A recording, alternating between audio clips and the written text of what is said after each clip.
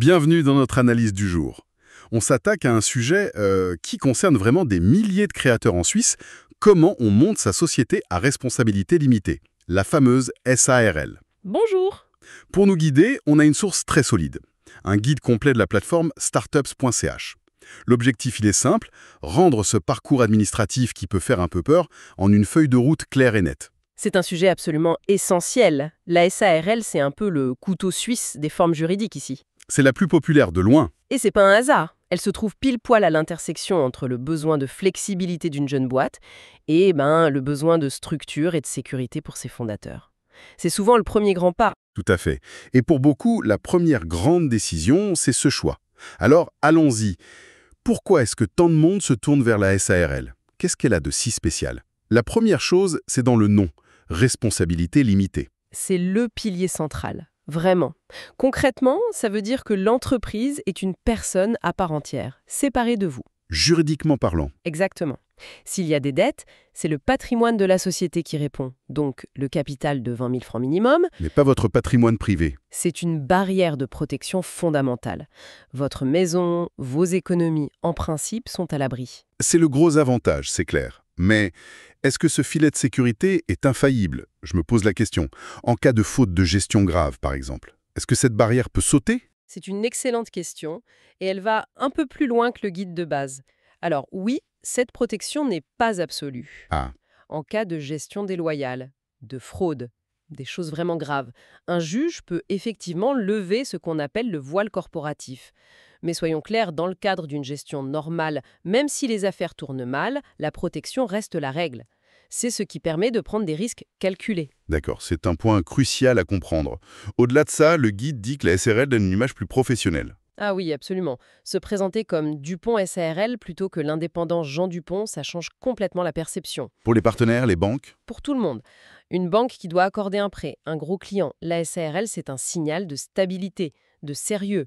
On n'est plus dans le projet perso, on est dans une vraie structure d'entreprise. On voit bien le peut-être attractif. Mais il y a forcément des contreparties, des points de vigilance. Lesquels?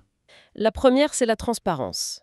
Contrairement à ce qui se fait dans d'autres pays, la SARL suisse, elle n'est pas anonyme. Le registre du commerce est public. Donc n'importe qui peut voir qui sont les associés. N'importe qui peut voir qui sont les associés, les gérants, oui. Ça peut être un frein pour certains. Peut-être, mais c'est un principe fondamental de l'économie suisse. La transparence pour la sécurité des affaires. Quand on fait du business avec une SARL, on sait qui est derrière. C'est un gage de confiance. D'accord. Deuxième point que le guide aborde, la fiscalité. Il parle d'un risque de double imposition. Ça sonne un peu comme une punition. Oui, le mot fait un peu peur. En fait, le mécanisme est assez simple. D'abord, l'entreprise paye un impôt sur son bénéfice. Logique. Ensuite, si ce bénéfice est distribué aux associés, en dividendes, eh bien, eux, ils doivent payer un impôt sur ce revenu à titre personnel, d'où le terme double. D'accord. Et comment on gère ça en pratique? C'est un problème connu, donc avec des solutions connues. La clé, c'est la planification. Les fondateurs, souvent avec leurs fiduciaires, vont arbitrer intelligemment entre le salaire qu'ils se versent, Qui est une charge pour l'entreprise? exactement, donc déductible, et les dividendes. C'est un calcul d'optimisation, ce n'est pas du tout une fatalité. Je vois. C'est un paramètre à intégrer dès le départ. Et le dernier point de vigilance, c'est l'assurance chômage? Oui, et ça c'est un vrai changement de mentalité par rapport au salariat. En tant que gérant associé, on est considéré comme un indépendant de ce point de vue-là. On cotise, mais on n'y a pas droit si l'activité s'arrête. C'est un des risques du métier, quoi. C'est fait. C'est la contrepartie de la liberté financière, une protection sociale un peu moindre qu'il faut compenser soi-même. Bon, le tableau est assez clair. Une fois qu'on a pesé le pour et le contre et qu'on se dit « Ok, la SARL c'est pour moi », c'est quoi la première chose à faire? On commence où? Le guide découpe ça en 4 grandes étapes.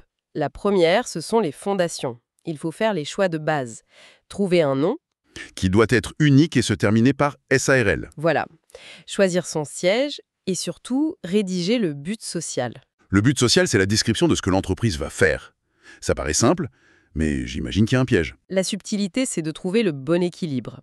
Il faut que ce soit assez précis pour être crédible, mais aussi assez large pour ne pas se bloquer plus tard. Si on met juste « vente de chaussettes bleues », le jour où on veut vendre des chaussettes rouges, techniquement, il faut modifier les statuts. Ah oui, d'accord. Il faut voir un peu plus loin.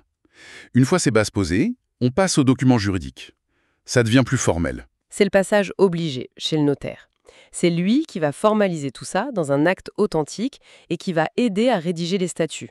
Et les statuts, c'est vraiment la constitution de l'entreprise. C'est ce qui fixe toutes les règles du jeu en interne. D'accord. Et après le notaire, il faut bien trouver l'argent. Étape 3, le capital de 20 000 francs. Le guide parle d'un compte de consignation. Exactement. On ne peut pas simplement le virer sur son compte perso. On va dans une banque, on explique le projet et la banque ouvre ce compte temporaire. On y dépose les 20 000 francs et la banque nous donne une attestation. Et une fois l'entreprise inscrite, l'argent est libéré. C'est ça, sur le compte courant de la nouvelle société. Mais c'est là que le guide mentionne une option qui me semble très très intéressante. L'apport en nature. Ça, c'est fascinant. Donc on n'est pas obligé d'arriver avec une valise de cash. Non, et c'est une information capitale pour beaucoup de créateurs. Un graphiste peut apporter son matériel informatique, un artisan ses outils. Un véhicule? Un véhicule, un brevet, c'est une flexibilité qui est énorme. Attendez, ça semble presque trop facile. Qu'est-ce qui m'empêche de dire que mon vieil ordinateur portable vaut 20 000 francs? J'imagine qu'il y a un garde-fou. Bien sûr, et il est très robuste. Pour tout apport en nature, la loi exige l'intervention d'un réviseur agréé. C'est un expert comptable indépendant. Ah d'accord. Sa mission, c'est de rédiger un rapport qui confirme que les biens apportés ont bien la valeur déclarée. Il engage sa responsabilité là-dessus. Ça protège tout le monde, en fait. Très clair. On arrive donc à la dernière étape, l'inscription au registre du commerce, la naissance officielle. C'est exactement ça.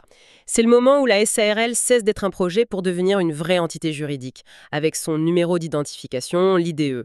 C'est à partir de là que la responsabilité limitée devient effective. Et ça prend combien de temps tout ça? Le guide estime le délai total à 2 ou 3 semaines. Il faut donc anticiper un peu. Voilà, la société est inscrite, le champagne est peut-être sabré, mais le travail ne fait que commencer.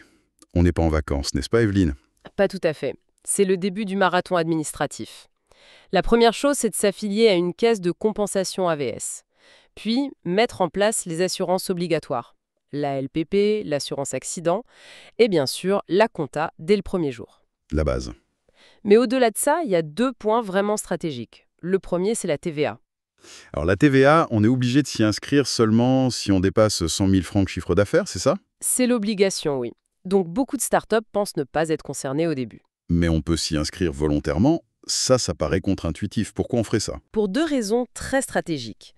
La première est financière. En étant assujetti, on peut récupérer la TVA payée sur tous les achats et investissements. L'impôt préalable. Ah oui, pour une boîte qui investit beaucoup au début, ça peut faire une grosse différence. Énorme. Et la deuxième raison est commerciale. Dans le monde du B2B, avoir un numéro de TVA sur ses factures, c'est un signe de crédibilité. Ça montre qu'on est un acteur établi. C'est un calcul à faire donc. Et le deuxième point stratégique, C'est ce qu'on appelle l'opt-in-out. ça concerne l'organe de révision, l'audit des comptes.